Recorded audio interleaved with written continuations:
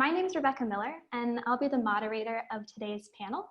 I'm a PhD candidate in the Environment and Resources program here at Stanford, and my research covers how communities and governments in California prepare for, respond to, and recover from wildfires.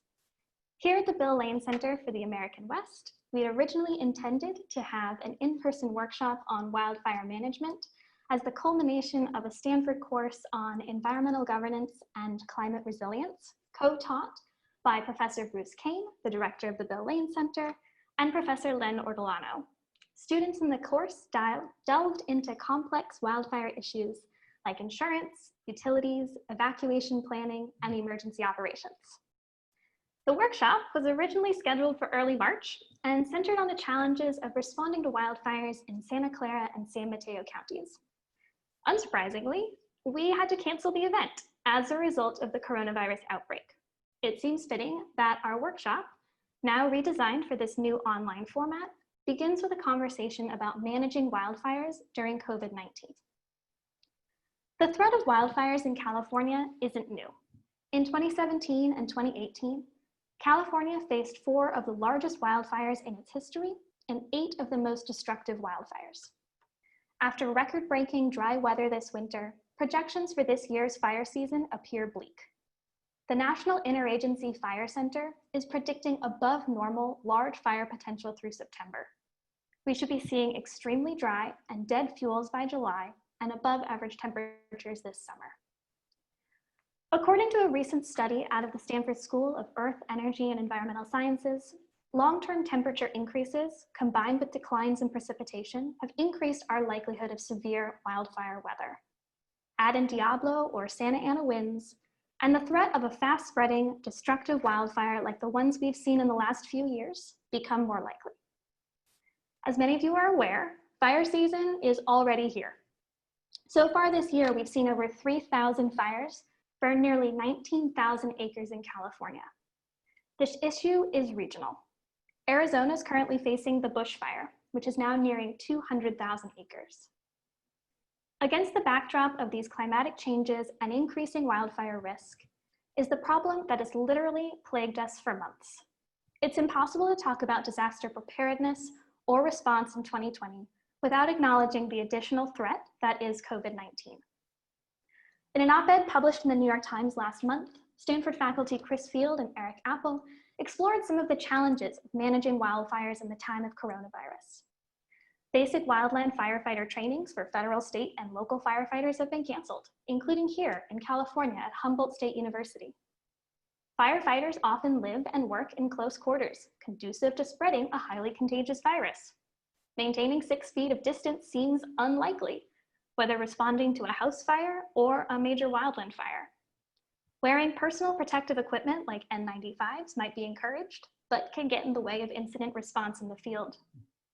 On major incidents, thousands of firefighters can come in from across the country and even the world, congregating in a single fire camp. The challenges are everywhere. Today, I'm delighted to moderate a panel with 2 people who are extremely well equipped to discuss the challenges of responding to both wildfires and coronavirus. Chief Don Gordon joins us from CAL FIRE, where he is the Assistant Deputy Director of Cooperative Fire Protection, Training, and Safety. Chief Gordon has been with CAL FIRE since 2000 and was previously the unit chief for the 1.6 million acres that make up the Lassen-Modoc Unit's protection area in Northern California. Our second panelist, who's experiencing some technical difficulties and we hope will be joining us shortly, Chief Daryl Osby, has served as the fire chief of the Los Angeles County Fire Department since 2011. The LA County Fire Department services over 4 million residents in 58 cities across 2,300 square miles. The department has 174 stations and 4,800 emergency responders and business professionals. Chief Osby brings over 30 years of experience with the LA County Fire Department to our conversation today, and we look forward to him joining us in the future. And it appears he has in fact just joined us. Good afternoon, Chief Osby. We're so glad that you joined us. I am so sorry. Not a problem. Normally Zoom works, and now I'm trying to make it work. I have Mark on the phone, my staff in the room. Well, we're so glad that you could join us. I just gave a little bit of a brief introduction, so you haven't actually missed any questions yet. Okay. And we're so glad that you can join us. Okay, thanks for having me, Rebecca. Yeah. So for our format this afternoon, we're going to start with some questions from me for both of our panelists, and then bring in questions from the audience. If you're on the audience side, if you have questions for either or both of our fabulous panelists, please use the Q&A box at the bottom of the screen to submit your questions, and I'll be monitoring that throughout the panel. So without further ado, welcome to both of our speakers. Hey, Don. And to start us off, question for both of you. What are your projections for the current wildfire season? Do you think we're really well prepared in some areas? What should we be worried about? I guess I'll go first. I guess Sure. Don's looking at me. So my name is Daryl Osby, and I'm the fire chief for the County of Los Angeles. And then also too, I'm the Region 1 coordinator. So we have a mutual aid system in the state of California that has 6 regions. And then Region 1 is the counties of Orange County, Los Angeles County, Ventura County, Santa Barbara County, and San Luis Obispo. So for our region, our projections are, because we had late rainfall, that the fire season is getting a later start than normal. So that's good. The bad thing about rainfall is that we've got a significant amount of rainfall in March and April, so we have a big grass crop. And generally speaking, when we have a grass crop, that means that we're susceptible to having more fires because of more grass crop. Normally fires start in the grass and then go into the heavier fuels, which we call ladder fuels. So right now, the only areas that we're having a lot of fires in my region is in the areas where the grass crop has died, particularly in some of the forest areas, Antelope Valley in the desert, because we got rainfall in the desert. We haven't had rainfall in the desert in several years, but now we have a grass crop in the desert. The San Gabriel Valley. And then unfortunately too, which was unprecedented, we had a wind event, a Santa Ana wind event in June, which typically those end in the spring. So in certain areas, in the wind-prone areas, the fuels were dried out faster than normal. So our projections are through August that we'll probably have more starts in the region. But generally speaking, because of the high fuel moisture, the fire service should have a good opportunity to pick those fires up at the ridge tops unless they're impacted by winds. And then our next projections we'll be doing, which will be the fall months of September, October, November, is more critical because that's when we start getting into our wind-driven fires after a hot, dry summer. And so we'll have more projections then in relation to what we can expect for the remainder of the year. Great. Well, sounds really complicated.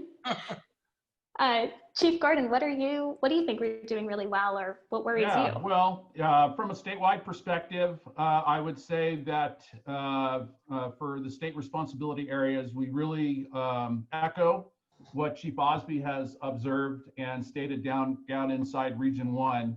From a statewide perspective, we have seen a lot of fires in the lower elevations where we did get and receive the late spring rains. And then coupled with that was the lower than average snowpack this winter across the northern Sierras and the Cascades that extended down into the southern Sierras. So typically we see more of our ignitions, human-caused ignitions, down in the lower elevations near our population centers, which now have an abundant grass crop, which is curing. And slowly as the summer progresses, we're seeing those finer fuels cure out up into higher elevations in the north end of the state, roughly around 3,000 feet elevation now, where we really got really good saturating late rains in May and early June. In fact, I think the first weekend in June, portions of Northern California received an inch of rain over the weekend. So it really kept things suppressed. But now, things are drying out. We're seeing, above average temperatures right now late this week. So things are drying out quickly, and most of our activity is in the lower elevations. As Chief Osby alluded to, in September, October, November, even August for Northern California, when we typically see the monsoon moisture come up from the desert Southwest, the Four Corners region.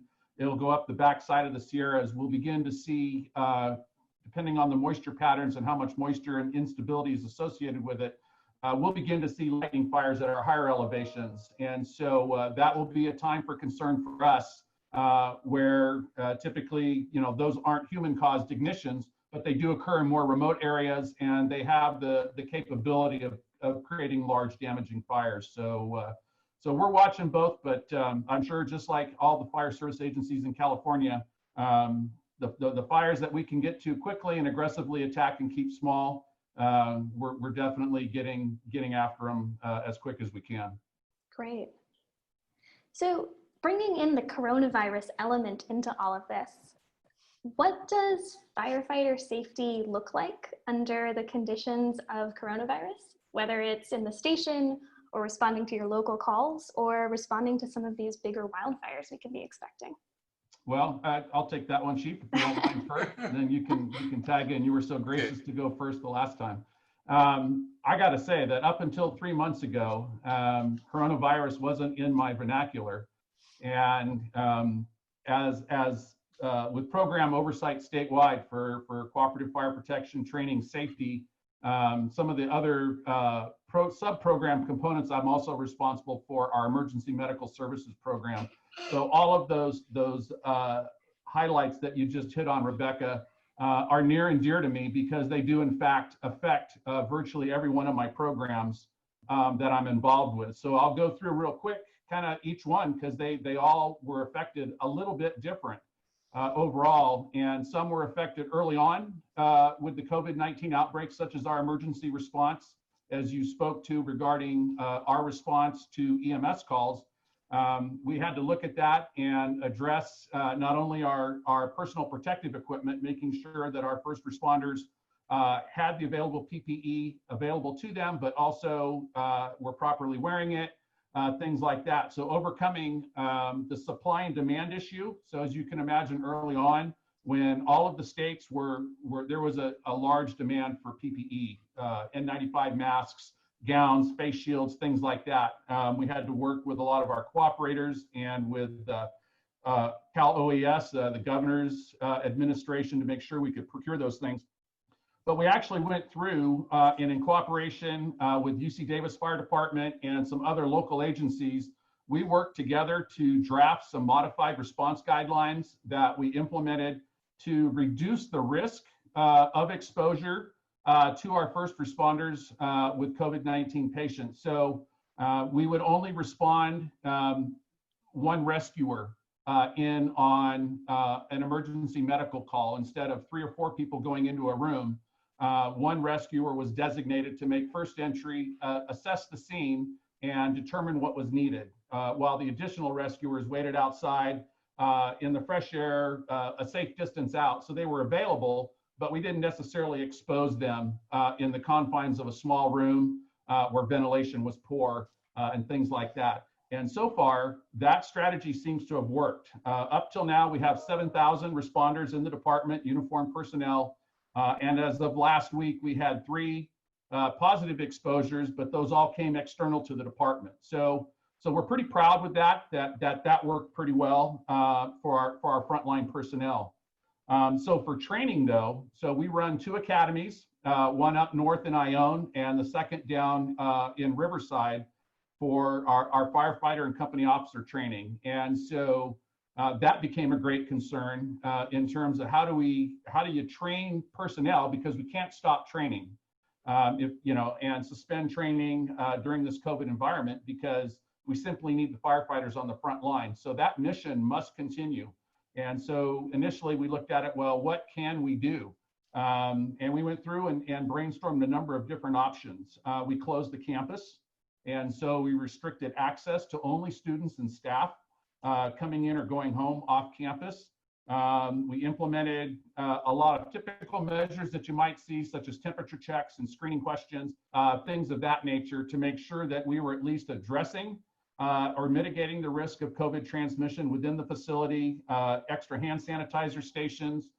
Inside of our feeding and lodging, we went to single room occupancy inside our dorms Instead of 2 people in a room, we went to 1. And then we also spread out our dining room. So we basically cut in half the capacity of our dining room and then spread out our feeding times. So we basically staggered people kind of going in for feeding. Additionally, we actually moved and migrated to kind of a modified distance learning environment. Instead of doing a lot of things that we would do at the facility in a congregate grouping of, we run about 48 students through a class. So instead of running 48 students all together at one time, we actually spread them back out to the units, their individual administrative units, where they completed a lot of the tasks and basic learning and hands-on learning with their unit safety officers. So their training officers and things like that back in their home stations. And then coming back to the academies to finish their final testing there. And that seems to have worked pretty well. We just started a new academy this last Monday, in fact, where everybody's kind of back into that traditional environment. But I think there were a lot of lessons learned in that distance learning. And I think we'll go back and take a look to see what we can incorporate and what we can modify down the road to accommodate some of that, because there were some really good outcomes in that experiment and some good feedback from it. And so I think we were pretty successful there.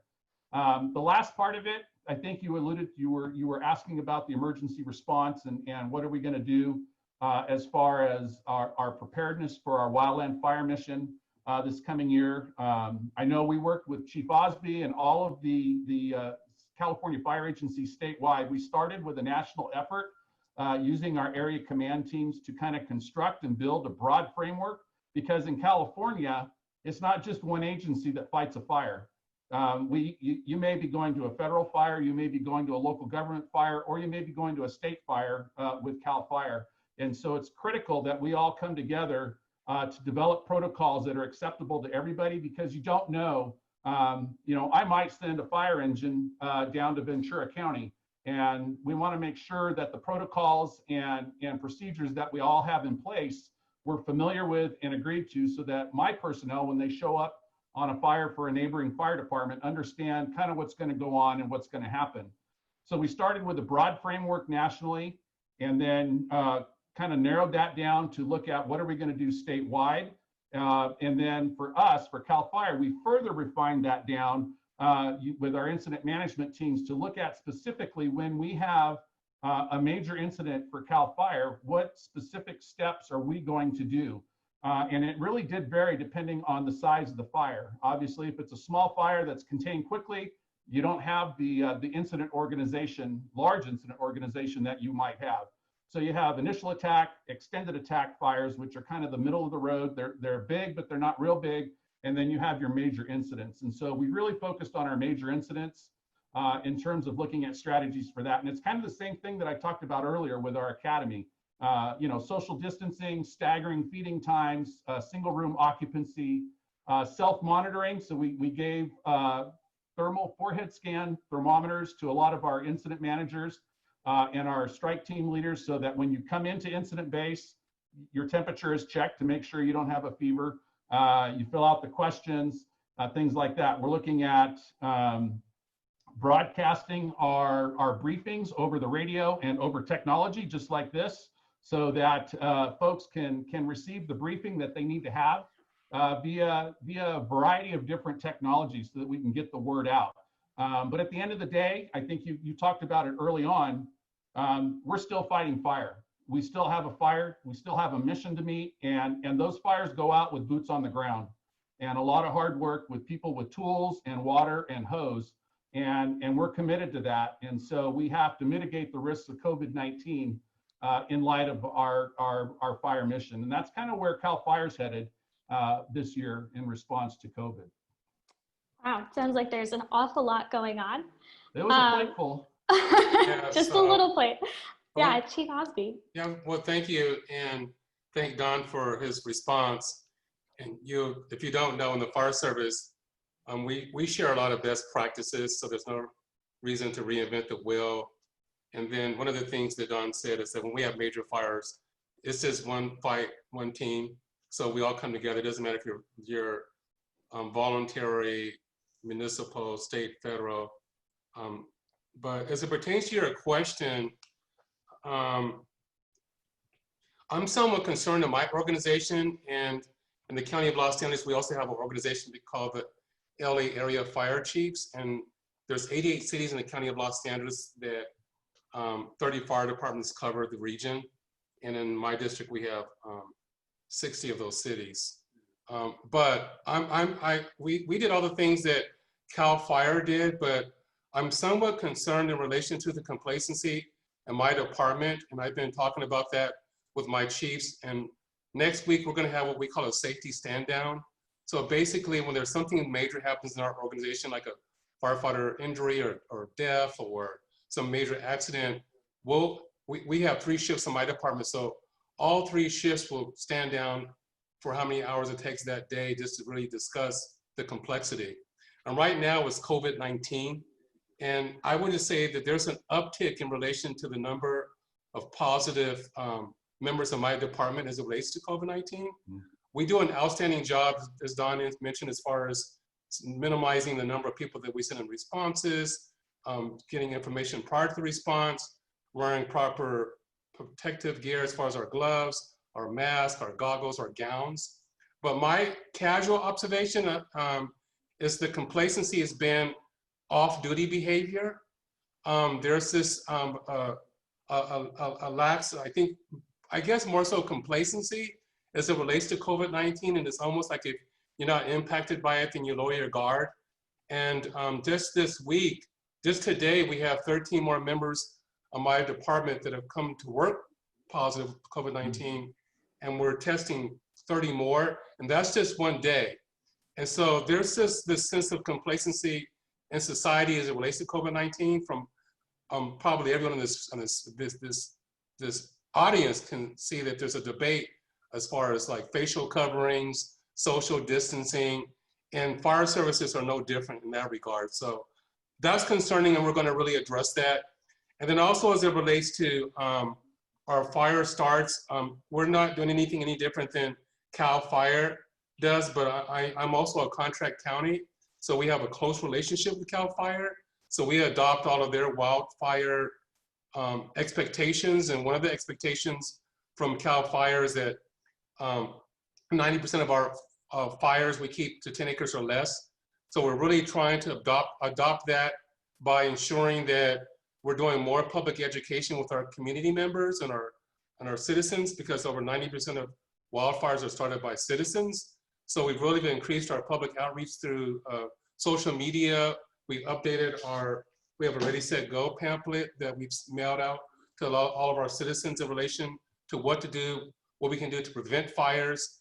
And then like what Don mentioned, when there's a fire, we just send the nearest resources, local, state, federal resources. So we've updated all of our automatic aid agreements and looked at our mutual aid agreements to ensure that when we do get starts, that we do all that we can to, at the incipient level of the fire, to keep it small. And if for some reason that if it gets large and we have a campaign fire, then not to be repetitive, but then we would do all the things that Don said as far as social distancing, using technology, smaller spike camps, whatever we can do to practice social distancing amongst our first responders on these incidents to keep them safe while still providing public safety. What is the plan, and Chief Osby, I think you can talk to this right now. What is the plan if firefighters and other first responders are diagnosed? What kind of testing is available? Are there concerns about, the number of first responders who are available at a time for emergencies? I'm concerned right now with just some of the complacency amongst our first responders. I even see it firsthand with my members, and so I've addressed that. And I'm not a psychologist, but we're going to try to do all that we can to really focus on the fact that they need to wear facial coverings, they need to practice social distancing. We're not at a point yet where it's so concerning that it's going to impact public safety, but I'm sure Don has the same objective I do as any chief. The number one objective of any chief is first the safety and welfare of their personnel. And if they're not safe, then they can't execute the mission. And so we're really going to try to double down and focus on that first. And I'm an optimist that I'm confident that I can address this challenge internally within my department and the county departments in the County of Los Angeles. But I'm also confident enough to know that if there is a major fire, that between the fire and the fire service as a whole, that we would have enough firefighters to address any incident that we're confronted with. Yeah. Well, nobody wants to see another major wildfire like a Camp Fire or a Tubbs Fire again. But what do you see a response looking like if we have a major wildfire like that hitting California this summer? Well, I'll take that to start with first, and it will be interesting to hear Chief Osby's perspective as well, because I don't think that the response is going to change. I think that you're going to see the same level of response to the risk and threat that's presented under the conditions, regardless of location, regardless of fire severity. The California Fire Service is committed to that mission of protecting life, safety, property, and the environment. Where I think that you will see the changes will be how do we respond within our incident organizations to help reduce and mitigate that risk of COVID-19 exposure. It is very clear that we have to remain engaged in the fight, and so it's incumbent upon our agencies, our organization, and our personnel, just as what Chief Osby alluded to, embodying that culture to recognize that we have to be vigilant. We have to wear masks. We cannot let our guard down and become complacent. On duty, off duty, things like that. And so for me, I know, we'll bring in more resources as necessary. We'll contract for more aircraft as necessary, but our response to the wildfire risk itself will not change this summer. Yeah, thank you for that question. And as Don alluded, as it relates to California, Cal Fire, I mean, they bring the most resources to the table in relation to all these incidents. They're the largest department in the state of California. And as it relates to mutual aid, as it relates to relationships, I don't think that there's another state or another region in the world that has the relationships that we have amongst organizations here in the state of California. We meet routinely to discuss these topics, but we have to be realists too. I will say that as it relates to any firefighter, when you take this oath, when you put this badge on, we have dedicated people that put their lives on the line to protect the lives and property. And in some instances, they do things that I wouldn't even do for my own property. So you can never really question the courage of a firefighter. But some of the things that are concerning, somewhat dismissed this time of the year so far because of the late rainfall, but two things. If you go back to 2018, when we get to the fall months, and if you look at 2018, when we had competing fires, and they were both dynamic fires. I mean, we had the Camp Fire in Northern California, and it started, which is unprecedented. Unprecedented in Northern California that they would have a fire in November. Normally they would have several inches of rain and several feet of snow in the Sierras. But that did occur in 2018. And at the same time, the next day, we had 3 fires that started in the southern region. One was the Woolsey Fire and started in Ventura County, but burned in Malibu. And unfortunately, we lost over 1,500 homes and 3 people died. But when we requested assistance, there wasn't that same level of assistance available from Northern California, because normally they would stage down here during the winter because they would be in winter season. But they had a Camp Fire where unfortunately over 80 people died. So if that scenario repeats itself, I believe, like what we saw in 2018, we're going to be challenged, number one. And then number two, the state is such a huge player in relation to mutual aid and support. It many times to the expense of their budget. So we have to really applaud the governor and applaud Cal Fire for their commitment to the wildfire arena. But then what's somewhat concerning is that we really are never fully aware of what federal assistance we're going to get, in particular from Washington, D.C. We sometimes just don't know. And I'm not going to even walk down that path any further than just making that statement. But we think that we're gonna get that same level of commitment.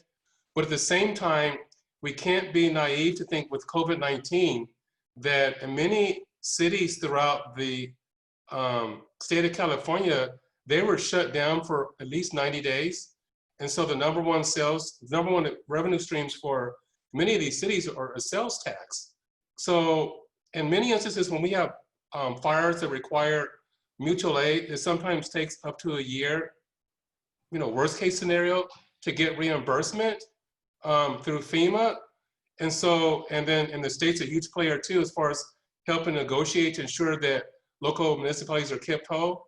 So that's somewhat concerning right now, because we don't know what's going to happen in this next stimulus packet from the federal government. But I'm concerned that if cities aren't made whole, then there might be a reluctancy to respond to fires outside their jurisdictions, not because they don't want to, but just the financial implications of that and trying to maintain their budgets.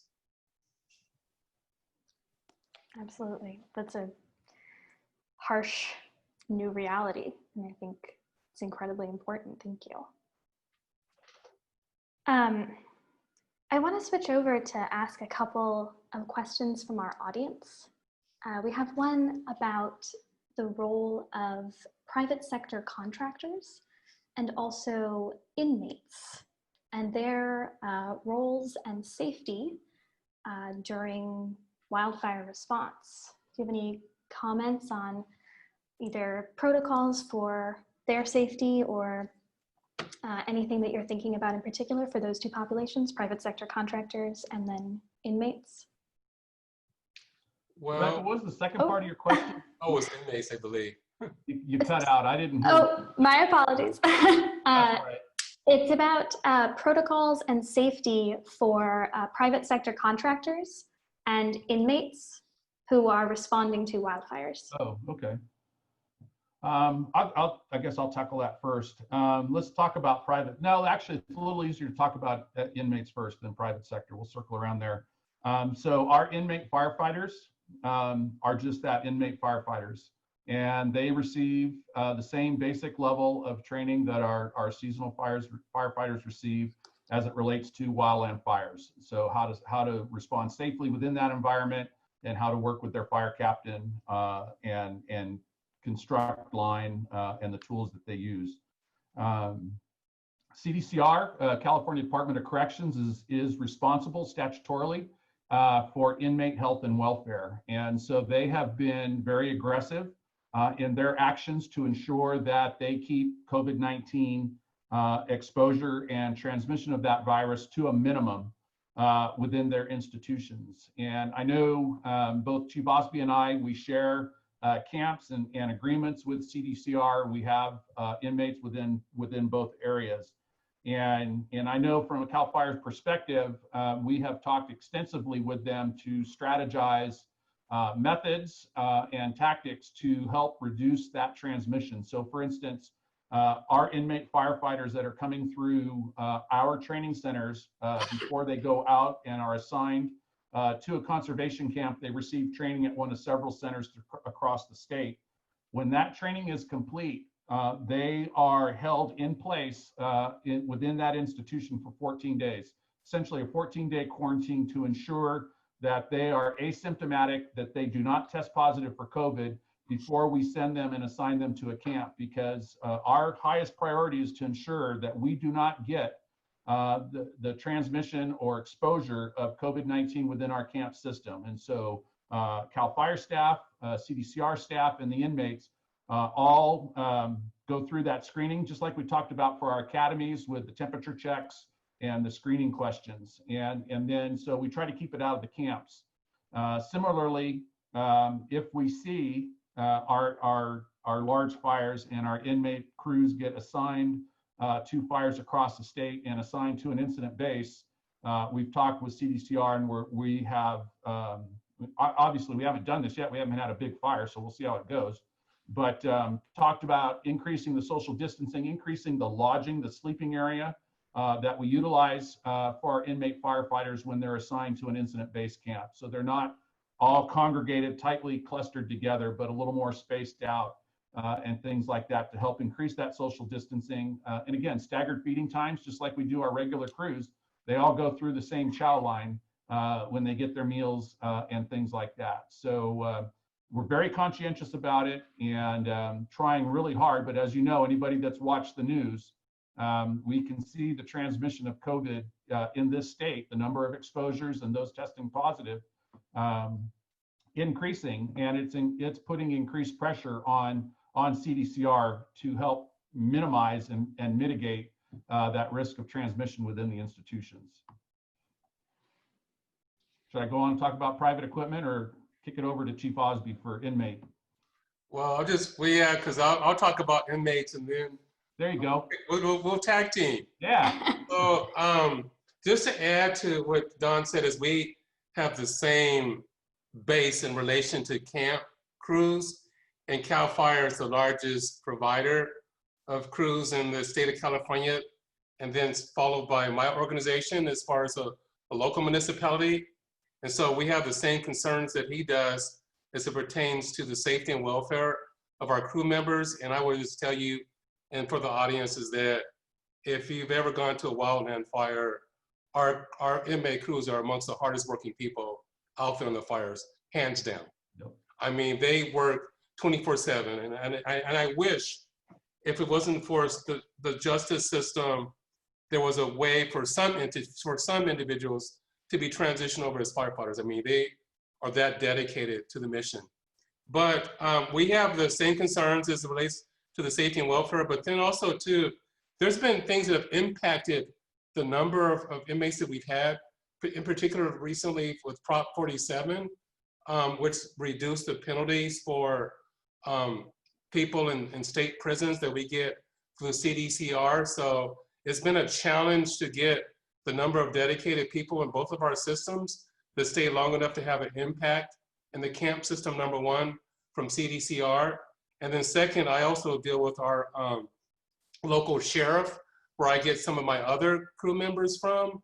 And it's just been a significant challenge in relation to getting crews or individuals from the sheriff's department. And then for our probationary camps that we used to once have, we've shut all those down. There's just not the population for a probation camp. So that's just a real challenge in relation to ensuring that we have enough crews in the state of California. The other biggest players, the federal government, through the forest. And then the last thing that just really recently popped up that I've just been really monitoring. I mean, I guess from the perspective, if you look at our history in this country, and you think about the end of slavery and then chain gangs, and which impacted African Americans, but then impacted everybody in particular as it relates to social justice and prisons.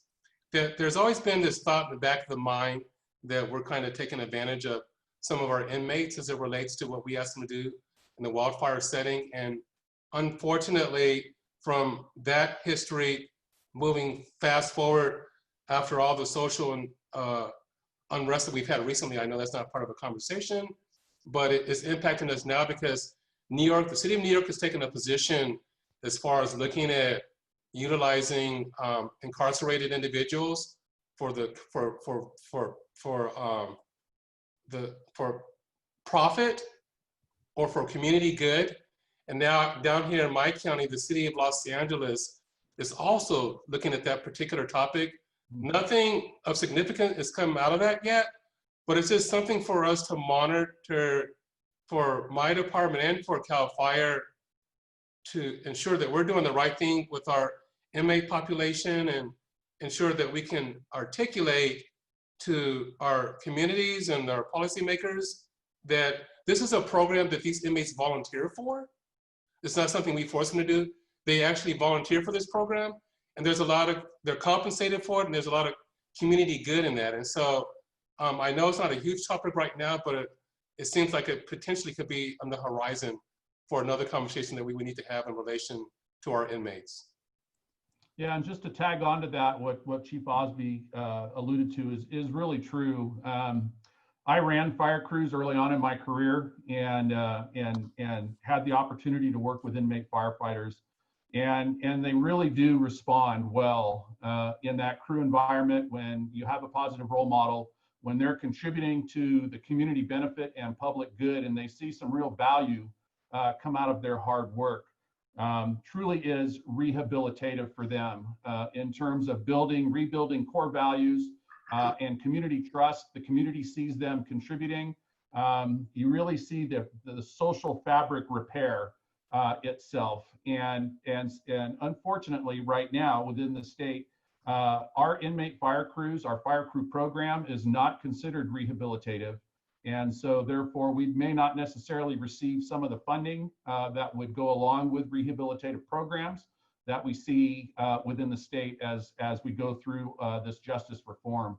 And so I would also echo and encourage our folks and our public to be cognizant of that and recognize that our inmate firefighters contribute a huge value to our success and control of wildland fires. They go where bulldozers can't. They swing tools at night. They literally are the front line of our fire control system. And I can't emphasize that enough, what Chief Osby said earlier. Without them out there, it's going to cost us more to control these fires because we don't have the resource pool, the manpower, the people power to put these out. And so then you rely on other means to do that, and that adds to the expense. And so they really are an invaluable resource. So, Don, do we want to answer the second part of the question about private? Yeah. Yeah, I think it's kind of simple, really. At least from Cal Fire perspective, we maintain a hired equipment database for vendors who wish to participate in wildland fire suppression get hired on by the state to do that. We have specific protocols, procedures, and things in place that allow a vendor to get on the list, including minimum vendor safety training for both employees and owners of the equipment. So the equipment has to pass certain inspections, it has to have certain safety equipment on it, and it has to have certain capabilities and specifications in order to qualify. Likewise, the personnel staffing that equipment has to have safety training, meet certain qualifications, they have to have communications in place. Now, that being said, kind of like what Chief Osby alluded to 2 years ago during the 2018 fire siege, we utilized every bulldozer that we had in the state available on that hired equipment list, hired and deployed throughout the state on fires. We have never exhausted that before. And so we're seeing a new fire environment, we're seeing a new fire dynamic. And so, now more than ever, in order for us to be successful in wildland fire control, we rely heavily on the private sector to provide that surge capacity for us to bring that equipment to the front line to help us control these things. Yeah, just to piggyback on Don's comment, is that when we have major fires, we piggyback on agreements. And so for most of the private contractors, like for water tenders or fuel tenders or bulldozers, whatever it may be, aircraft, we piggyback on CAL FIRE's agreements, so we don't have to really replicate and use those ourselves. But what I will say is that, as much as we're innovators in the fire service, there are some that are traditionalists. And one of the things that's really been happening lately is from the private entities is through the insurance companies, as far as independent actions going into homes, spraying retardant or things that they say could save homes.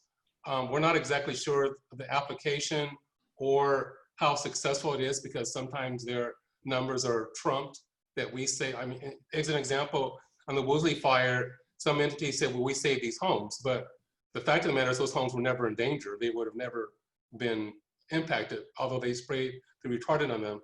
I'm also a member of, I'm the chair of an organization called Fire Scope that began in the 70s, and really it's because of this conversation we're having right now from local, state, and federal officials. What happened in the 70s is that there wasn't common communications or practices and procedures. And so we started this organization that really was the birth of the incident command system. And so we meet to talk about the incident command system, training and standards. CAL FIRE has their standards. There's a wildland organization that has standards at the federal level. But we're beginning to really have a conversation with insurance companies to understand what their role is, their mission. And if they're going to do things, I don't have an answer at this moment, but unity, common communications, safety in the arena of a wildland firefight is paramount. So I think that we're at a point now that we're going to have to try to find a way to embrace the insurance companies and the people that they hire in relation to trying to do structural protection. I don't know what that looks like, but it's gotten so big now that we just can't avoid it. And that's probably the next horizon in relation to how we can have like public-private partnerships in relation to public safety. Thank you both for these answers. They've been really fascinating, very helpful, I think, for our audience. On your last point, Chief Osby, what efforts are you and CAL FIRE as well doing to engage communities, neighborhoods, and individuals for things like home hardening and defensible space to protect homes? And in turn, what can homeowners do to help you out during this time? Yeah, thank you for that question. So like I said, we have a declaration list that we update every year. So in February, we'll send information out to all the inspections that we do in my jurisdiction. So that's tens of thousands of inspections. We'll send our firefighters and our forestry personnel out to do inspections. So what we did do is we updated what we have, what's called our Ready, Set, Go program. And you can go to the Los Angeles County Fire Department website and get a copy of that. But it's really your personal wildfire action plan, which has been adopted statewide as it relates to proper clearance, what that looks like, what you need to do to make your home safe, then the things you need to do in advance of a fire as far as personal belongings, evacuation plans. And if we say evacuate, don't evacuate. If you live in a remote area or have horses or whatever, then in some instances that you can't wait for us to say evacuate. You have to probably sleep with one eye open if we're in extreme fire weather to ensure that you need to evacuate early. So we've done that. We've done a lot of social media outreach. We've really worked with our media outlets too, to really have them partner with us. And then even during COVID-19, we started late this year because of the late rainfalls, but we are still going out with our firefighters with social distancing and wearing their facial coverings, and our forestry personnel going to each of these homes doing inspections. And if the homeowners are there, then we are having conversations about their personal responsibility in relation to protecting their homes, their lives, and then also to just continuously reminding people that in our region, Don mentioned lightning fires, and that's maybe 1 to 2% of our fires in the state. So everything else other than lightning started by some human. And so it's important that they really engage with us in relation to prevention. And if they see something, then immediately call 911. So that's our outreach efforts right now as it relates to our citizens. Unfortunately, because of COVID-19, in the past we would have like a lot of community forums, but because of COVID-19, we're unable to do that this year. So we're really relying on the media and social media. That's really good. So let me just compliment what Chief Osby said, because one of the beautiful things here in the state is that our messaging is very, very similar. And so we've undertaken similar messaging statewide using similar formats.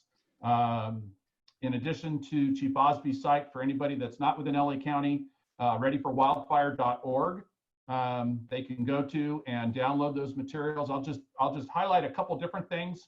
One is defensible space. Really encourage folks to maintain their defensible space in and around their homes. It's getting a little late now to go out and be doing debris burning in your front yard. Don't do that. But you can do a lot of other things to help prepare your home in the event of a fire that comes through your community. So maintain that defensible space when and where you can. The second thing is, and it's outlined in readyforwildfire.org, is ready, set, go. And be prepared. Take the time now to put together an evacuation plan so that you are prepared to execute it when you receive word of a fire in your community and you are being asked to evacuate. Even more so in this COVID-19 environment, where there's a lot of concerns about social distancing and congregant gatherings and things like that.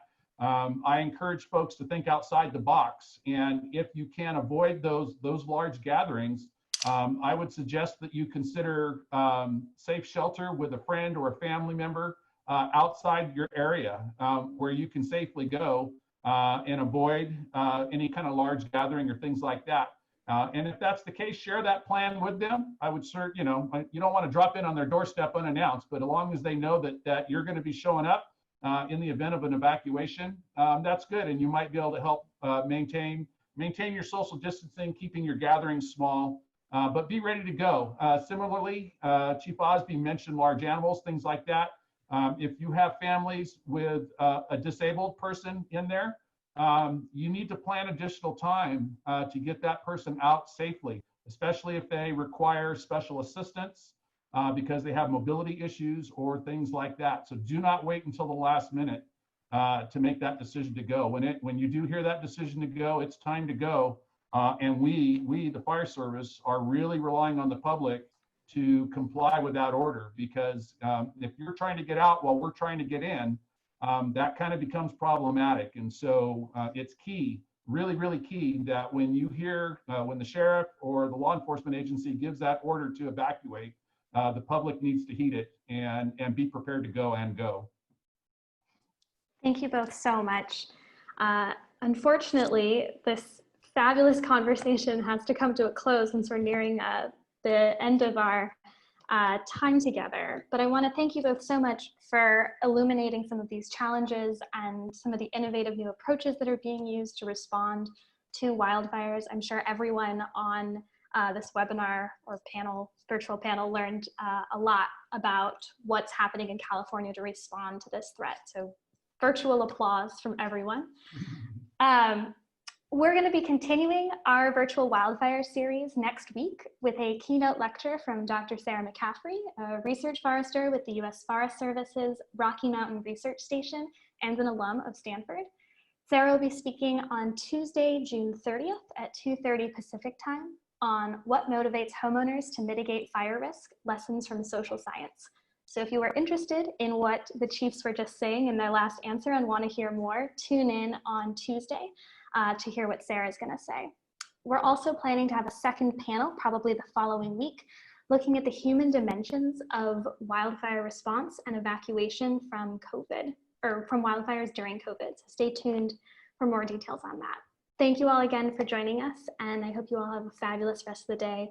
And again, a special thank you to our two wonderful panelists. I'm so glad you could join us. Thank you.